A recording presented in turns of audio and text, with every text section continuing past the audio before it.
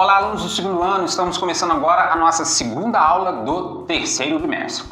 Continuando o assunto aí de atividades agrárias no mundo, a gente vai falar agora do que foi a Revolução Verde. Então, a partir de 1950, grandes empresas multinacionais de países desenvolvidos, ligadas ali à agroindústria, à produção de máquinas, equipamentos, etc., passou a vender pacotes tecnológicos, máquinas e equipamentos, adubos químicos, fertilizantes, sementes selecionadas, técnicas produtivas, para os países subdesenvolvidos, para garantir uma maior produtividade. No discurso, qual era o objetivo?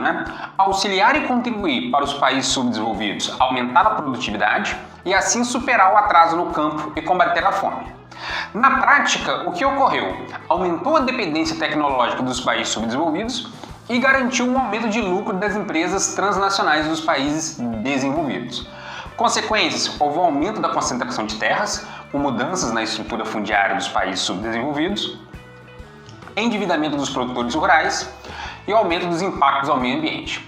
Então, Revolução Verde, o termo Revolução Verde surgiu a partir de uma conferência em 1966, para nomear esses avanços tecnológicos. Desde a Segunda Guerra Mundial, esses avanços tecnológicos na produção da agricultura já vinha se percebendo nos países desenvolvidos e chegou nos países subdesenvolvidos, principalmente a partir de um programa da Fundação Rockefeller, uma fundação ligada a empresas nos Estados Unidos, que financiou, começando pelo México, uma série de técnicas agrícolas para aumentar a produtividade agrícola, com esse discurso de combate à fome. Houve realmente, nas últimas décadas, tanto nos países desenvolvidos quanto nos países subdesenvolvidos, um aumento da produtividade agrícola, mas isso não significou uma diminuição, um combate à fome. A gente sabe dos interesses corporativistas dessas grandes empresas transnacionais, a questão visando ali o lucro, gerando o aumento da concentração de terras. Então, o que ocorre? Quando esses pacotes tecnológicos da Revolução Verde chegam em países subdesenvolvidos como o Brasil, que a gente vai ver na próxima aula, o que ocorre? Os pequenos e médios agricultores, eles adquirem esses pacotes a partir de empréstimos bancários, mas não conseguem um aumento suficiente na produtividade para poder continuar esse ciclo, pagando esses empréstimos, adquirindo novos empréstimos e aumentando a produtividade. Com isso, esses pequenos e médios proprietários agrícolas, eles não conseguem pagar as dívidas, e aí eles vendem suas terras para quitar essas dívidas, e aí os grandes proprietários rurais acabam comprando essas terras, gerando um aumento da concentração de terras, um aumento da concentração na estrutura fundiária. Endividamento dos produtores rurais, que ficam refém desses pacotes tecnológicos, aumento dos impactos no meio ambiente.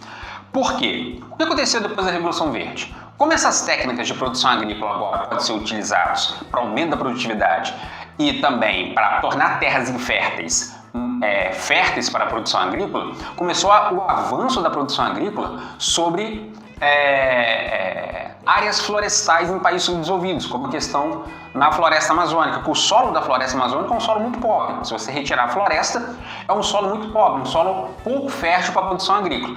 Só que com essas técnicas modernas, eu consigo fazer esse solo produzir. E aí há um avanço dessa produtividade agrícola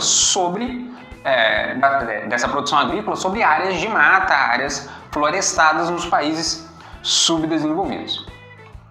Aqui a gente só tem um mapa mental mostrando a questão da Revolução Verde, O objetivo: acabar com a fome e aumentar a produtividade, Não ocorreu o uso de máquinas fertilizantes, uso dos transgênicos, que a gente vai ver daqui a pouco, Então, desemprego e êxodo rural nos países subdesenvolvidos, concentração fundiária, assoreamento do solo, o uso intensivo do solo leva a médio prazo e longo prazo um desgaste do solo e impactos ambientais, que também a questão da monocultura aumenta muito nos países subdesenvolvidos, que esses pacotes tecnológicos são utilizados em grandes áreas de monocultura com destino à exportação. Por isso que não tem aí nada de combater a fome. Agora vamos falar de biotecnologia. O que é o significado da palavra biotecnologia? É o conjunto de técnicas aplicadas à biologia, utilizadas para manipular geneticamente plantas, animais e micro-organismos por meio de seleção, cruzamento e transformações no código genético desses seres. Teve grande desenvolvimento a partir das décadas de 1970 e 1980. Quais são as suas principais aplicabilidades? Temos aí na indústria farmacêutica, criação de novas drogas, melhoramento de antibióticos, criação de vacinas, terapias gênicas, tratamento de doenças, etc. Na indústria de análise, com desenvolvimento de diagnósticos, análise e testes clínicos em produtos agrícolas e ambientais. Na agropecuária, que é o nosso objetivo aqui da aula, né? Desenvolvimento de remédios para as plantas, sementes mais resistentes a pragas e condições adversas, etc. Na indústria alimentícia, produção, controle e melhoramento de alimentos e bebidas. Na indústria química, com produção de insumos, enzimas, corantes e proteínas. E aí, fruto da biologia e engenharia genética, temos os transgênicos. Então, a biologia está muito ligada à engenharia genética, né? Que é o ramo aí da engenharia responsável por essa transformação nos genes, a análise e transformação desses genes aí. Então, o que são os transgênicos, fruto desse processo? São organismos vivos, plantas e animais, né? Que foram modificados geneticamente. Surgiu a partir da possibilidade de alteração do DNA com o intuito de potencializar ou criar determinadas características que seriam inviáveis de serem produzidas pela natureza. Todo caso e o objetivo da engenharia genética nos transgênicos é, com a modificação do DNA e com a introdução de um gene nessa planta ou nesse animal, você vai criar uma nova característica desse ser vivo que originalmente pela natureza ele não tem. Então é uma modificação da característica gênica desse ser vivo.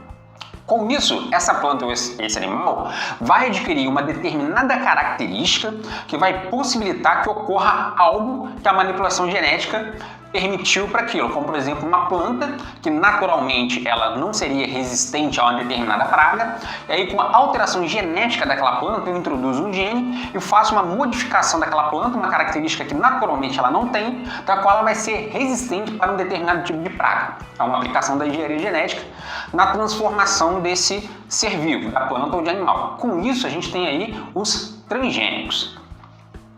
Pode ser feito de diferentes formas, né? A recombinação de diferentes espécies, fusão celular, hibridizações, etc. As variedades geneticamente modificadas geralmente são produzidas por grandes corporações multinacionais, geralmente aquelas ligadas à Revolução Verde que a gente viu agora mesmo, e só podem ser usadas mediante pagamento pelo uso das patentes da tecnologia, a famosa lá, patente, né? Os royalties. Se você quiser utilizar algo que foi criado, você tem que pagar para quem criou aquilo. Esse processo acentua a dependência tecnológica dos países subdesenvolvidos em relação aos desenvolvidos. Os transgênicos, assim, é bastante polêmico, tem diferentes vantagens e desvantagens. Por exemplo, vantagens: podem evitar ou prevenir o risco de pragas e doenças nas plantações e na criação de animais. Como eu coloquei, esse melhoramento genético, essa mudança genética nessa planta ou animal, você faz no sentido de evitar que ele pegue determinadas doenças ou pragas, torna essa planta ou esse animal mais resistente, aumentando aí a produtividade. Aumentar a produtividade e rendimento das colheitas. Então, geralmente, uma alteração genética na soja e no trigo permite ele crescer mais rápido, gerando aí um aumento na produtividade quando a gente calcula tonelada por hectare, por exemplo. Fazer com que sejam mais resistentes aos agrotóxicos, né? Produção de alimentos enriquecidos com mais proteínas e vitaminas específicas. Então, eu posso introduzir uma proteína, uma vitamina específica numa planta ou animal que originalmente ele não tem por natureza, tornando esse alimento modificado para atender determinadas situações. Retirar características que podem ser nocivas para as pessoas, como por exemplo retirar a lactose presente no leite. Você vê aí bastante nos supermercados. Então, aí algumas desvantagens que pode ter os transgênicos. Como tem poucas pesquisas nas últimas décadas sobre a questão dos transgênicos, tem algumas questões que ainda não estão muito claras, né? Por exemplo, pode haver o desencadeamento de novos tipos de alergia devido a diferentes proteínas criadas a partir da manipulação genética.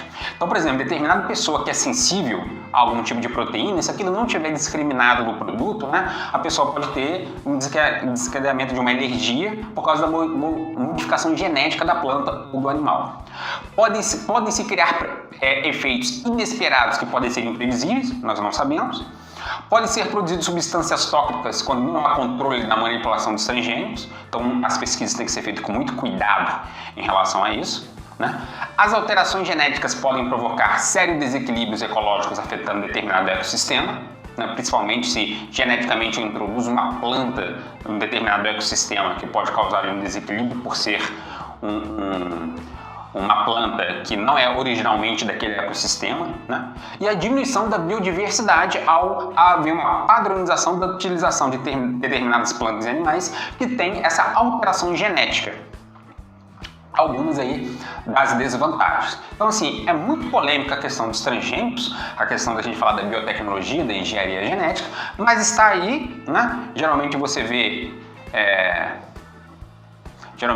esse símbolozinho aqui, então procure nos rótulos dos produtos que vocês consomem se tem esse símbolo. Se tiver esse símbolo, aquele produto foi feito a partir de alimentos, seja ele de origem animal ou vegetal, modificado geneticamente. E a agricultura orgânica, a última parte da nossa aula de hoje, né?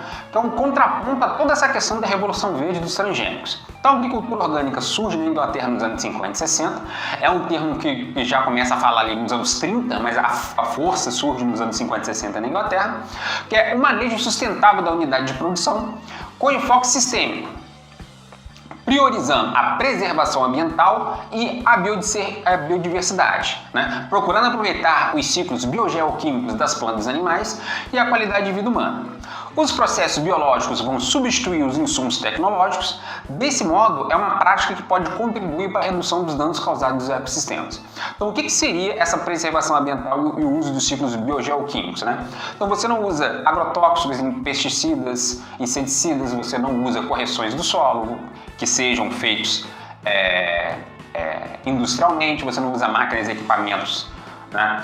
E etc. Então você usa os ciclos biogeoquímicos, você procura combater praga de forma natural, você faz rotação de cultura utilizando a policultura, você usa adubo orgânico, né? Então é uma série de questões utilizadas ali para preservação ambiental, então você tem a agricultura orgânica, nesse sentido de serem plantações e criações de animais que não envolvem insumos químicos, que não envolvem essa tecnologia que vem aí da Revolução Verde nas últimas décadas.